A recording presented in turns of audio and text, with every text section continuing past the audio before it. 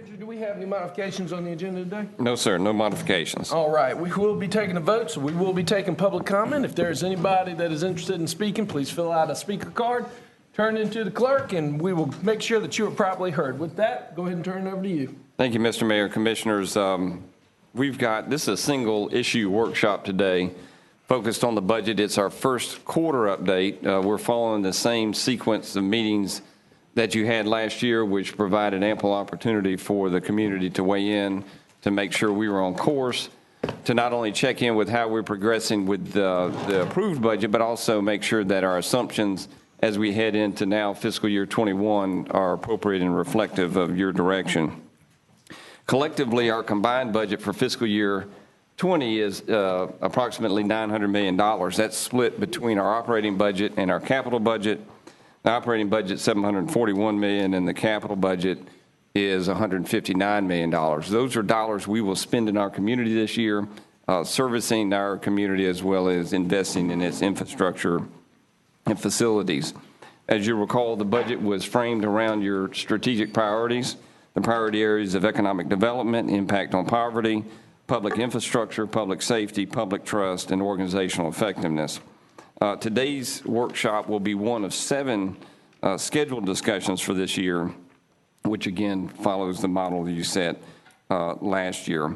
The discussion is going to be led by our Director of Resource Management, Robert Wiggin. He's joined by numerous members of his team, and we're going to give them an opportunity to share what they've been working on. But we've got about a 20-minute presentation that I think will be very informative, and we look forward to your feedback. We do have some administrative items we're asking you to take action on at the conclusion of the discussion. Mr. Mayor, we do have one speaker. Do you want to take that now or after the presentation? After? Let's take it after the presentation before discussion. Is that all right with y'all? So that we're all on the same page. That'd be great. Robert? Thank you, Mayor. Thank you, City Manager. Our fiscal year 20 first quarter update, as you are well familiar, is budgeting is a continuous feedback cycle that we've developed. The wheel that we show on the second slide represents each quarter, first, second, third, and fourth quarter, each month of the year, and then some activities we have involved each month. Today's agenda, there are 3 main items that we want to touch upon. We want to talk about our fiscal year 20 first quarter progress. It's trending very positively. We want to talk about our continuous engagement with the public, with you and the public, through our municipal cost comparison, through OpenGov, through our online budget also. And then we want to talk about some early assumptions. We have some early economic forecasts and want to look at revenue and expenditure growth and begin to model that for our next 6 meetings. Also, we're taking this opportunity to include 2 of our newer members to our team. Landon Pacella is a recent graduate from FSU with a degree in finance. So he's been able to, there's a trend here, yeah. He's been able to step in and really lend some substance to our economic analysis and our municipal cost comparison. So we're excited to have him speak on that today. We also have with us Josh Jordan, who has had a career at FSU, working with all of the colleges to report on their progression in student matriculation, research grants, success in the departments of the various colleges at FSU. And so we're really excited to have him because he's brought our online presence to another level, as well as our performance management analysis. And so they'll be able to elaborate on that in a few minutes. Welcome, gentlemen. Yeah, welcome to the team. Thank you. Thank you. Yeah, as Reese mentioned, the fiscal year 20 budget was highlighted by your priorities, and many of these will be familiar. $3.1 million in police technology and salaries, $1.5 million in cities' countywide fire services for ALS enhancements, all focused on public safety. Quite a bit of the budget is focused on infrastructure investment. We've made the commitment to construct 10 new sidewalks annually for the next 5 years. We invest annually $7.5 million in sidewalk and road maintenance, have restored that program over a number of years. And then our utilities and our airport are very important, and reinvestment and capital investment is very important. And then finally, the impact on poverty. We step forward and dedicate $4.6 million towards approximately 60 entities that work throughout the city through our human service partnership as private vendors to support our departments, but also in some areas that are transitioning into our community human service partnership. And then again, all of our departments work with a focus on organizational effectiveness and public trust. Yeah, Robert, before you go from that, I did want to highlight, Mr. Mayor, the $1.5 million for fire service programs to include ALS enhancements. I think, Mr. Manager, correct me if I'm wrong, but all of our fire stations now are ALS certified or equipped? Or? Not yet. We're Not moving yet. in that direction with your vote earlier, and we're at 80% of the population throughout the county is covered today with a goal of 100% Okay. within our 5-year strategic plan. Okay, I stand corrected. Nearly there. Okay. Yes, sir. And Commissioner, that's up from about 50% this time last year. So a big move from this time last year, from 50% to 80% of population coverage with a goal of 100%. Great. Okay. Thank you, Mr. Manager. Thank you, Mr. Mayor. Sure. In summary, for fiscal year 20, this graphic will look very familiar. We focus on 14 funds that make up the city's operating budget. The most important one for a number of reasons is the general fund, which totals $161.4 million. It's where we fund public safety, human services, parks and recreation, public infrastructure. Based on staff analysis and early indications, all 14 operating funds, as well as the general fund, are estimated to be within budget for fiscal year 20. So it's trending very positively, very, very good news. Well, that's good news. Yeah, Absolutely. otherwise I'm gonna have to have a bake sale. You don't want that. I think maybe these are early indications of savings right here. The other concept is if they end the year balanced, ideally they would end the year able to reinvest some funds in additional capital programs, and we're looking towards being able to do that also. I'll ask our senior management analyst, Matt Mathern, to provide some additional detail on those 14 operating funds to give you a sense of how we go through that understanding of that positive trend. Thank you, Robert. On the slide, you will see the International City County Managers Association format and process for reporting on these funds that was recommended to us as part of the professional outside peer review of the budget process. ICMA reporting, a continuous and iterative approach to the budget, continuous access to the budget by citizens and the departments, the ability to make revisions throughout the year, and an ongoing communication on the budget were all part of those recommendations that we have implemented into the budget process. Starting from the left side of the slide, you'll see the 14 operating funds along with a color indication of fund health. Red would indicate that the status of the fund requires action to return it to a balanced state. Yellow would mean that the fund's key drivers are being monitored and there's a budgetary issue of concern. And green would indicate that the fund, or in this case, the 14 operating funds that you see, as of this quarterly update, are within budget. Note that in previous years, we have used the yellow indication of fund health for those funds that our office and the department are monitoring due to a specific budgetary concern. If you remember a couple of years ago, we reported, last year we reported the water department in the yellow due to rainfall that was affecting their sales. So we were monitoring that issue along with the department. Now, moving to the right side of the slide also brings in key drivers of departmental activity, the fiscal year 20 budget amount, and actions taken by the department to monitor the budget throughout the year. The three funds that have been expanded on the right side of the slide were chosen as examples of the different fund types that reflect the complexity of services being provided by city staff across the community. For example, at the top of the chart is the general fund. It consists of multiple departments and over 100 different revenue sources, from property taxes to aquatics fees at our pools. It predominantly funds the Tallahassee Police Department and Parks, Recreation, Neighborhood Affairs Department, but includes many smaller departments, all with different missions and spending patterns. The Building Inspections Fund. This non-utility enterprise fund serves a very specific customer group, the construction industry. It must comply with guidelines contained within the State of Florida Building Code, and it's funded entirely by permit and plan review fees. The Electric Fund. This utility enterprise fund provides services to all city residents as well as residents outside of our city limits. The fund has critical ongoing maintenance and capital investment needs that, if done correctly and timely, can lead to more efficient long-term operations. The revenue consists of a diverse array of fees for multiple customer groups and uses, with some rates designed to encourage conservation and the use of renewable energy sources. Another factor that we consider as we both monitor current budgets but also build future ones are the current and projected economic conditions. The economic picture continues to look healthy through the first quarter of fiscal year 20. We look at data and indicators from all three perspectives, locally, statewide, and nationally, to detect trends that could affect individual revenue sources that are tied to economic growth and activity. Of note from the slide is one statistic, taxable sales, that we monitor both locally and statewide. Currently, both of those indicators look good.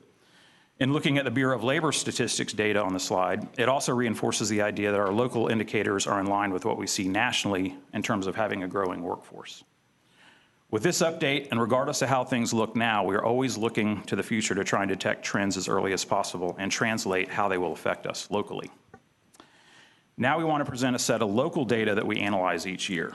To do this, I will turn things over to Landon, who will go over the details of the city's municipal cost comparison. Matt, and Landon, if I can interrupt real quick, if you'll go back one slide, I would like to draw out the detail. If you'll see that third bullet, it indicates our taxable sales locally are at a rate 2 times the statewide pace, which is an excellent indicator of consumer confidence and strong economy. And I was surprised to see that when they put it together. I thought it was such a good sign for us. So thank you. Sorry. Yeah, and Matt, let me jump in as well and say, in the entire team, congratulations to be able to meet the highest ranking of all the ICCMA standards for all 14 funds at this point in the budget. That's fantastic. That is. Yeah. Mayor Pro Tem. I wanted to also say that if the state employee raises make it out of this budget cycle, we expect to see these numbers go up, because the more money we have, the more money we spend. So we're hoping that happens.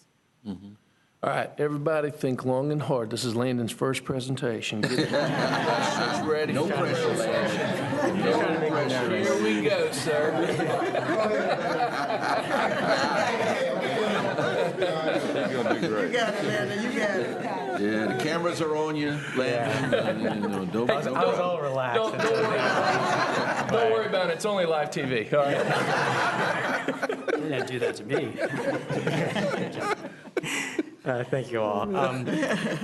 So important to our local economy is the efficiency of services provided to residents and businesses.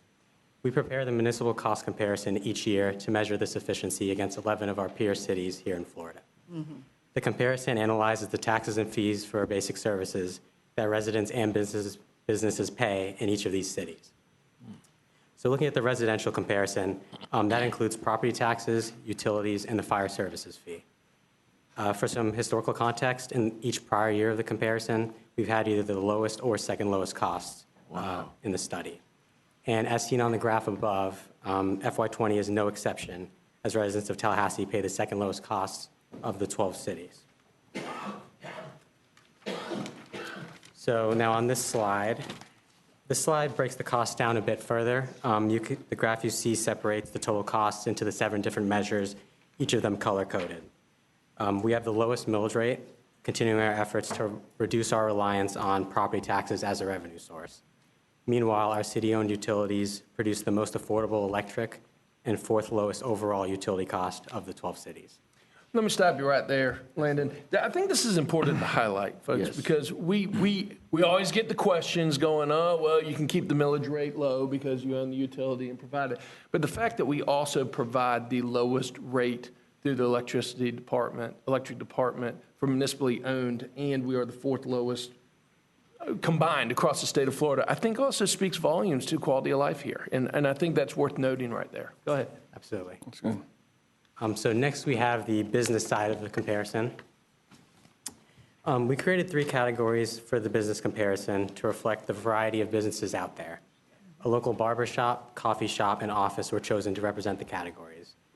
Their real property values and real utility usage amounts were applied to the rates in every city.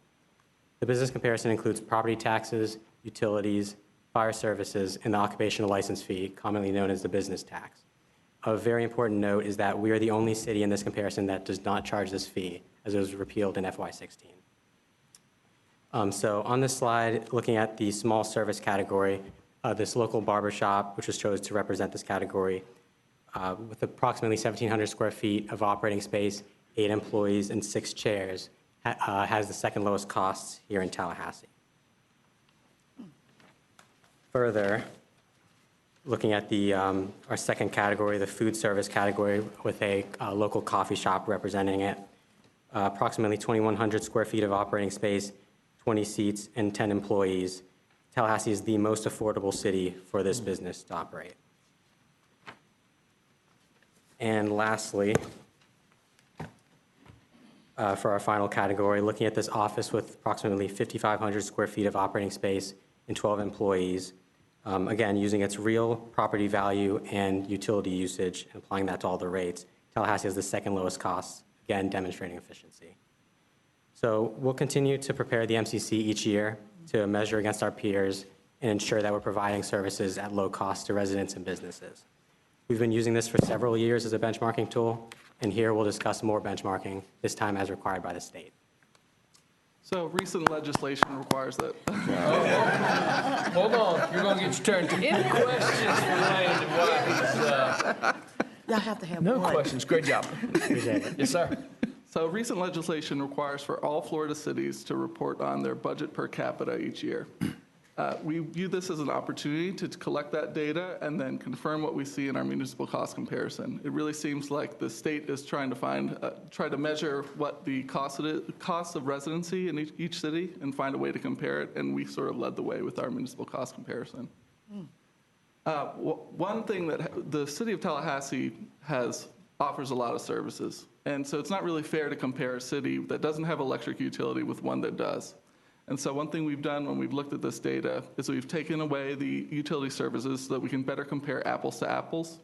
And then we take the municipal cost comparison cities, look at them again, and we see that the City of Tallahassee is on the lower end of the spectrum there as well. Another part of that legislation requires for us to publish our budget online by October 15th each year. And we already go above and beyond what the new legislation requires. So we publish the city manager's proposed budget in the summer, and we also have the budget available online in September when the commission approves the budget. I'm going to take a minute to, let me find my mouse. Oh. Anna, will you save me and help me find my mouse on the screen? Thank you. So it's at talgov.com to get to the OpenGov, Open Transparency website. Just click Our City and then navigate to OpenGov. So you're 2 clicks away from our budget. Here presents a visual representation of all of our funds. Click View Report after that. You can see a visual representation of all of our funds off the bat. On the left, you can click different types of reports. So our capital improvement plan, we recently added our DIA budget. And then we also create views that we anticipate lots of citizens that might be asking for, so that way they can quickly navigate to what they're looking for. Along the top, there's a way that you can contact us, clicking Help and going to Contact Tallahassee. And you can also share on your social media and download all the information there directly. So we're expecting some commissioner tweets next September when we release the budget. So we also have another online presentation, so that OpenGov has over 4 million data points, and it's difficult to get context from all that data. So one thing we do is we provide an online budget presentation. You can get there by clicking Our City again, going up to the 2020 budget. Here we're evaluated by the Government Finance Officers Association, the GFOA, and for 33 years in a row, we've won an award from them. And we hope to keep that going since I've started working on it. All right, looks like I may have crashed it. But I will talk about what we're trying to do. Oh, Anna's trying to help me again. So one thing that we're trying to do is improve the amount of outstanding ratings we receive from the GFOA. We're trying to do that by incorporating different types of media, adding more videos, also adding different types of data visualizations that citizens might better understand the budget, so be more transparent with what's going on. And we're also sentimental, so there's even a place where you can see a history of the city limits, if you want to take a walk down memory lane. So that's available on that website as well. Oh, cool. That said, we've covered the status of the budget. We've talked a little bit about how we present that budget online, but we also have some operational issues to discuss. Thanks, Josh. You've now heard from myself, Josh, and Landon about some of the variety of ways, data sets, and tools that we use to monitor the budget and work with the departments to ensure we as a city are hitting our budgetary goals each year. The next portion of our presentation will cover some specific budgetary topics we in the departments are working on for fiscal year 20 to include updates on the FEMA process, the Hazard Mitigation Grant Program, the CHSP process, and specific project-related amendments for your consideration today. The FEMA slide that you see is a reflection of our ongoing efforts in reaction to hurricanes that affected the city in 2016, 2017, and 2018, and to keep you updated on our progress related to this multi-year claiming and reimbursement process. In 2016 and 2017, Hermine and Irma affected the city. We responded. All eligible funding for these two storms that has been obligated by FEMA is currently in the process of being validated by the Florida Department of Emergency Management. So that's a two-step process. The funds come in from the feds, and then the state evaluates it, and then they release it to the local governments. We're prepared for that final closeout and reconciliation upon reimbursement. Hurricane Michael in 2018, we're participating this time in FEMA's expedited funding program, which has brought some early money in. We've already recovered $3.5 million as part of the reimbursement process. We're on slate to recover another $600,000 in the coming weeks. So even though it's a more timely reimbursement process at the beginning, it is not going to shorten the overall reconciliation process. So I do want to make sure you understand that.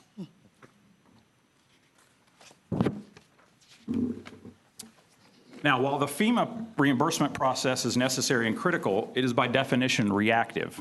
Our participation in the Hazard Mitigation Grant Program represents a chance at a pre-storm proactive effort to enhance our city's resiliency and to implement lessons learned from previous storm experiences.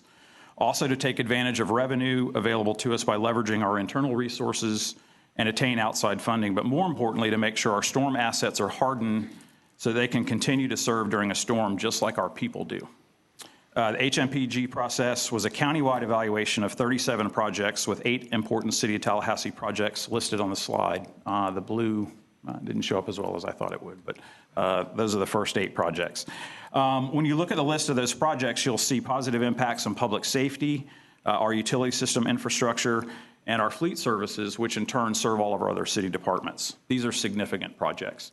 The last 3 projects that are listed there are really project ideas that we have. We're holding in abeyance. If all the money isn't dispersed through the first process, we may turn those ideas into projects and go after some of the remaining funding. Now we'll hear from Robert regarding another specific fiscal 20-year budget issue, the CHSP and Bridge to CHSP process. Thank you. Thank you, Matt.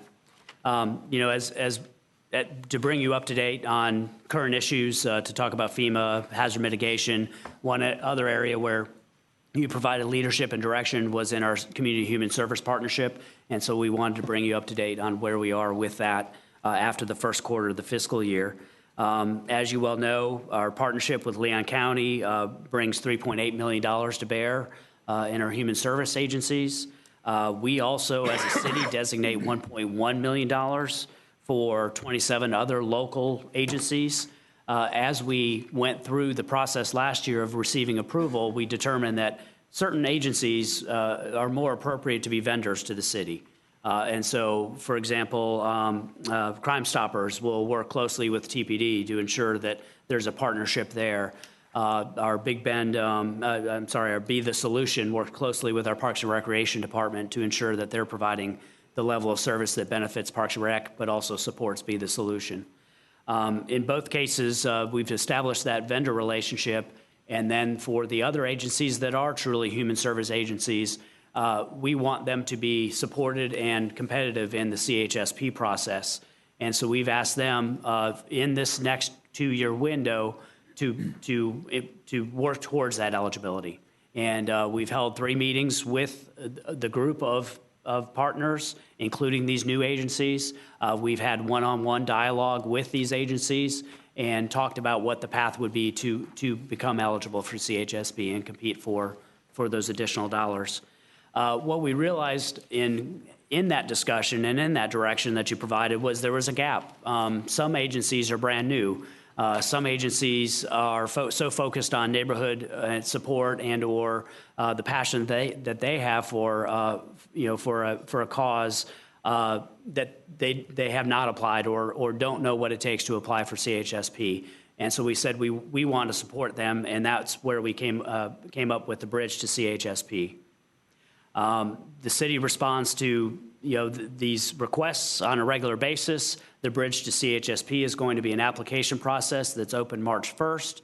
It makes available up to $50,000 for individual new human service providers. That online application process allows us to be accountable, allows us to put them on a path towards CHSP, but it's not as complicated as CHSP. And so what we've identified is there are 14 fewer requirements that going through the CHSP process, but we want to be fair and then work through that process so that they're ultimately eligible for that competition.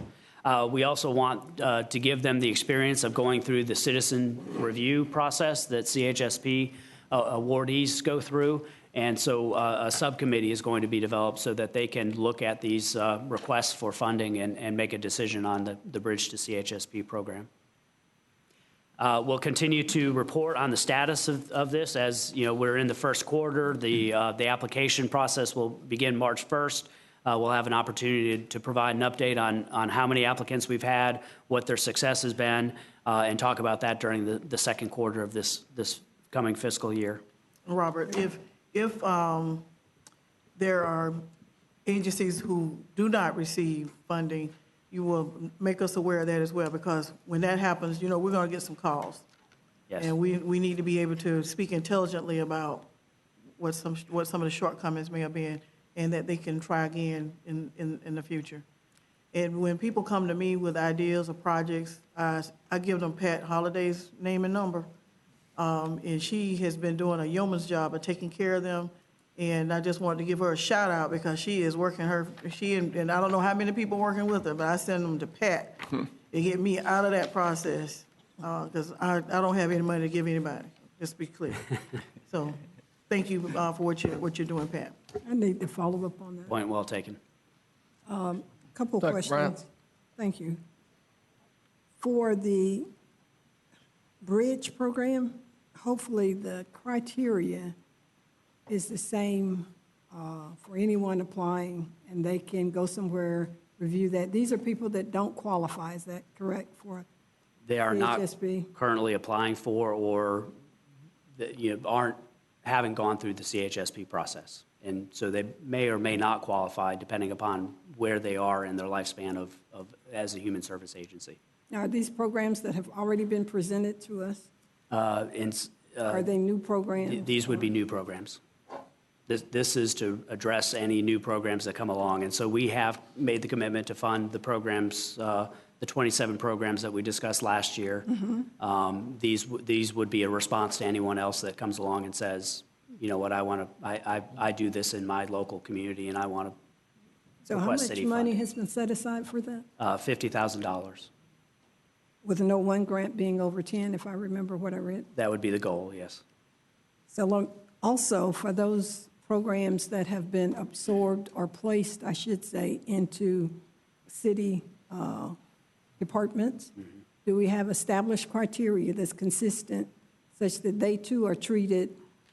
Obviously, we've taken them out of the process they were in. We've placed them into our own departments. Do we have established criteria? Because they're still nonprofits, right? Yes. That even in that vein, because that's really a funding source, that they too will be held accountable to follow. Because I want to make sure we're going to be consistent, regardless of where you land, you're going to be treated in the same consistent manner. Yes, each department that has an assignment because of that vendor relationship works with that department and has the same standards across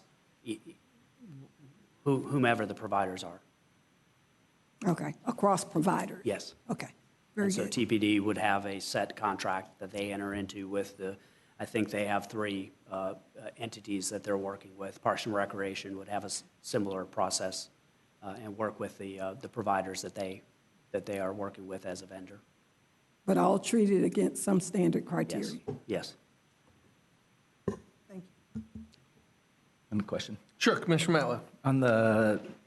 On one of the first slides, the budget highlights, it showed $4.6 million for CHSP and other nonprofits. And then on the CHSP page, it shows 2.4 million and 1.1. Is there a third category that adds up to that 4.6? No, good eye. It's a combination of the 1.1 plus 3.8, and I think when we include one area that's not considered CHSP funding, it's we also have funds from CDBG that we add on top of that. And so that's what's included in that first slide is those CDBG funds. Okay, thank you. Any other question? Keep going. Robert? So we've got a few management issues that we're working with. FEMA, hazard mitigation grants, CHSP, Bridge to CHSP will continue to bring updates as part of the fiscal year 20 budget process. After the first 3 or 4 months of the year, there have also been some opportunities to bring some amendments, and I'll ask Amy McLean to speak to those. Yes, for the first quarter, we have 8 amendments for acceptance with the agenda item. These are housekeeping measures, and they do not adjust the budget in total, but they transfer within existing resources. They address budget transfers, position moves, capital funding changes that support organizational efficiency and good financing practices. I'll quickly review them. Amendment 1 addresses the creation of the Office of Diversity and Inclusion and the Department of Community Services, and allows us to do some of the work to fund those departments officially in our line item. Amendment 2 changes the identified funding source for utility capital projects from debt financing to cash and repair, replacement, improvement funds. And this enables the city to reinvest in infrastructure while saving on interest payments and due to borrowing. Amendments 3, 4, 5, and 6 are all electric utility, and they, again, transfer funding from existing project masters to expedite related capital maintenance and reliability projects. For example, the transmission and distribution system pole inspection and treatment program is being accelerated through this. And Amendment 7 authorizes the transfer of technology positions between cost centers for better operational alignment, and that goes along with our operational efficiencies to make sure we're coordinating our efforts appropriately. And Amendment 8 provides a transfer to fund chemical costs within the existing budget in underground utilities. So these are things that we do periodically and we'll bring to you on an ongoing basis as our part of our continuous budget process to update and adjust where it is appropriate to support our goals. And we'll continue to keep you advised on those as we go forward. And now I'll turn it back to Robert to discuss some of our forward-looking items. Thank you, Amy. Some of the economic conditions and trends we've mentioned are positive. Employment is on the rise, taxable sales are on the rise, and so we feel comfortable in establishing a few preliminary budget assumptions. These are the goalposts, so to speak, of what we'll work within to develop the budgets with the 14 operating funds and develop our capital budget. On page 25, probably the most visible and important one is the millage rate will remain at 4.1 mils for the 5th year in a row. The second one is the budget will not increase the workforce. We'll make exceptions for new grant-funded positions that arise as opportunities, or if we, as we're going through a rate study, identified the need for new positions. We'll maintain our partnership with Leon County, and the city's contribution will be $2.6 million for the Human Service Partnership, also continuing that transition of those local agencies to that CHSP eligibility and to the vendor relationships. We typically operate with a hold-the-line budget for our governmental funds, the general fund, and then our enterprise funds are guided by CPI per their rate study assumptions. Based on a 5-year rotating rate study calendar, the fire fund is currently in rotation to be evaluated, and we're working towards balancing that 5-year pro forma. The fiscal year 21 through 25 CIP investment will continue in roads, sidewalks, utilities, technology, and public safety. One of the key items is the site selection results for the public safety complex, as well as working towards a senior center, parks that you've identified in our strategic plan, and use our available cash, debt financing, or other grants to fund those capital improvements.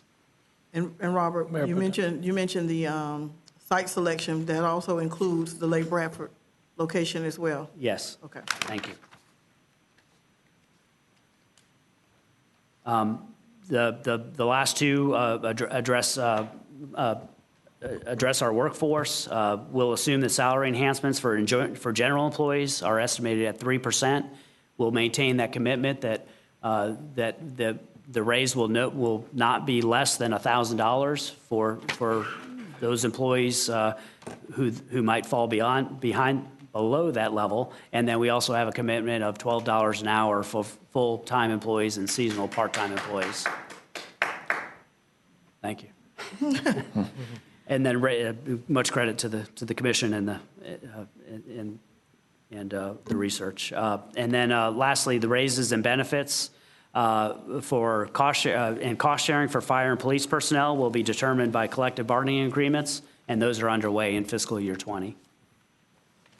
As always, the budget assumptions and the strategic plan objectives will go hand in hand as we move forward. With these trends, with the positive outlook for fiscal year 20, with good management of certain issues, we expect to be in good shape for the fiscal year. We'll ask that you accept the first quarter report. We'll ask that you approve the amendments as recommended in the agenda item, and then provide any feedback for consideration in the budget process.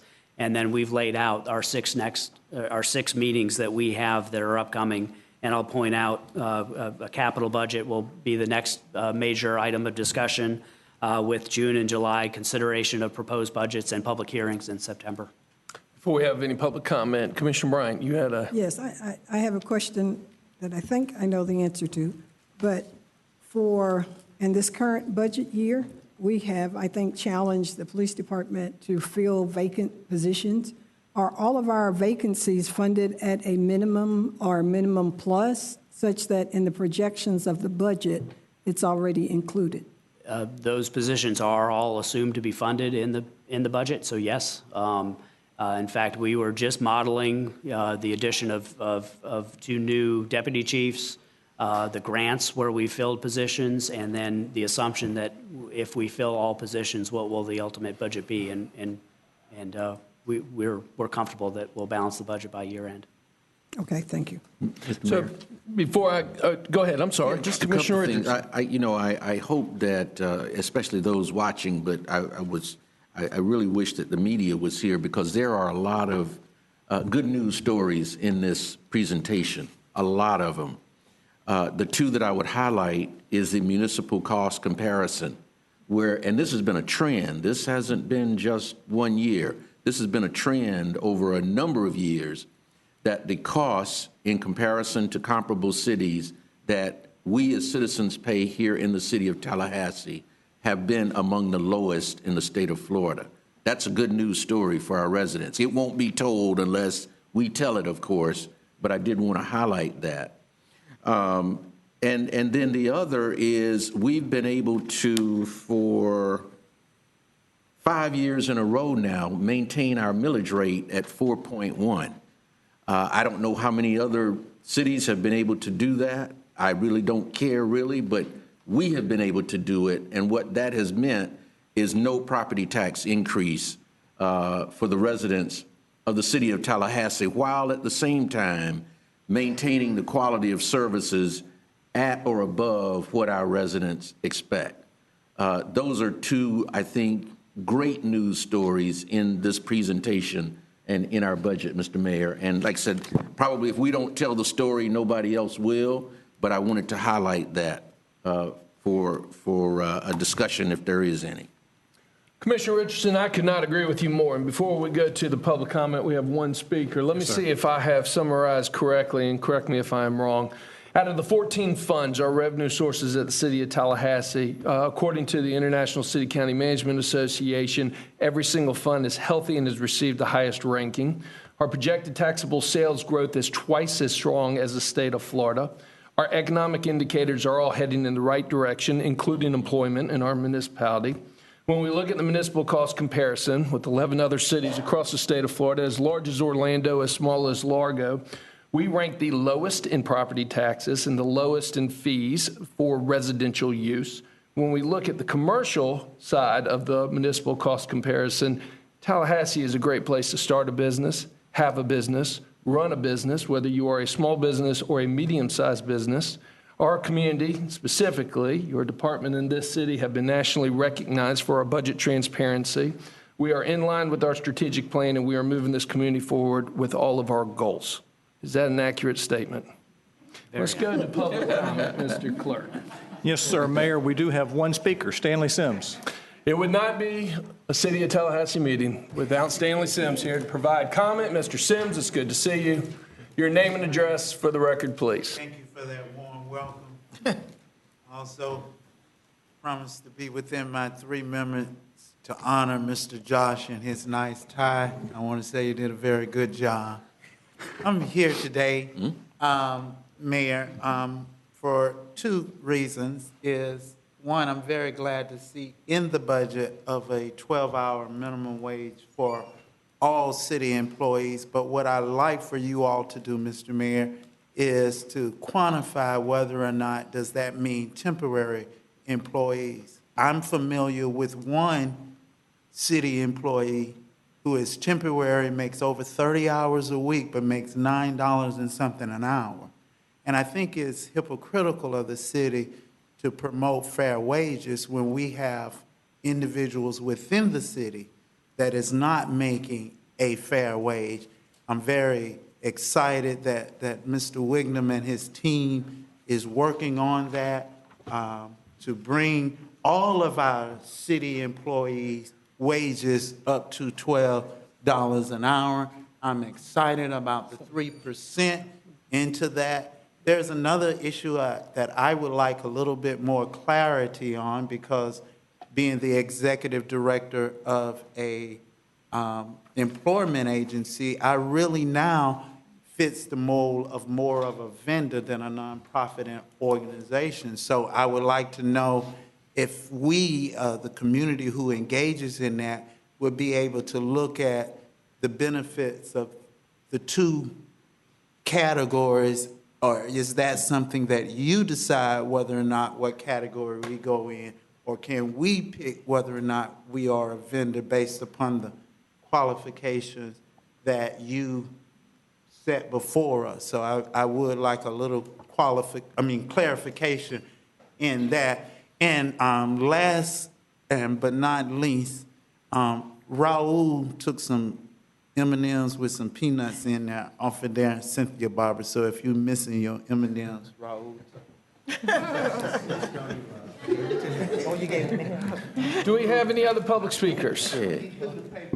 Mayor, I do not have any other speaker cards, and I do not see any individuals in the back. Anybody else? All right, let's open it up for discussion and action amongst the commission. Is there anyone else here who might want to? Nope, anybody else here? Nope, we're good. There's recommended action by the staff. Any other discussion? Mr. Mayor, I'd like to move staff recommendations on the 8 amendments to the budget. It's been properly moved by Commissioner Richardson. I will second it. Any further discussion? Seeing none. All those in favor signify by saying aye. Aye. All those opposed? Passes unanimously. Do we have any other business to come before this board? Do we need to accept the first quarter report? Do you want a motion to accept the first quarter report as well? If you don't mind, yes. Properly moved by the Mayor Pro Tem. Seconded by everyone. Any further discussion? Seeing none. All those in favor signify by saying aye. Aye. All those opposed? Passes unanimously 5-0. Mr. Clerk? Just want to take advantage of the opportunity while we're here on budgetary matters and good sound financial management, just to let you know that we talk about our rating agencies in the agenda items periodically, and we've had a couple of those look at us recently. As a matter of fact, today we received an updated rating from Moody's. They affirmed their AA3 rating. Over the recent years, those agencies have moved more and more to a more frequent review, so we hear from them more often, but very much an analytical and objective with very little subjectivity to it. So they're using grids and tables and measuring various aspects. So we're very pleased that they affirmed that AA3 rating. We like being in the AA category, and that's where we are really across all of our credits. Fitch Ratings had also affirmed their AA rating. So both of those on our energy system, our electric and gas. And just point out that in those grids that I talked about in the tables, the factor that was most important for us, the highest rated, we had a AAA rating for our cash reserves. And my point there is that by managing the electric utilities and really all of our governmental operations with an objective in mind and doing it in a sound manner, that strong cash position really helps us out when there may be other factors in the grid that are a little above the AA3, some a little above, but that cash position, which allows us to not only operate well, but puts us in a position if there's a difficult time or a economy were to take a downturn, we're in good position. So I just wanted to let you know that we continue to be viewed well. Excellent. Wonderful. Gentlemen, welcome to the family. Y'all did a great job today.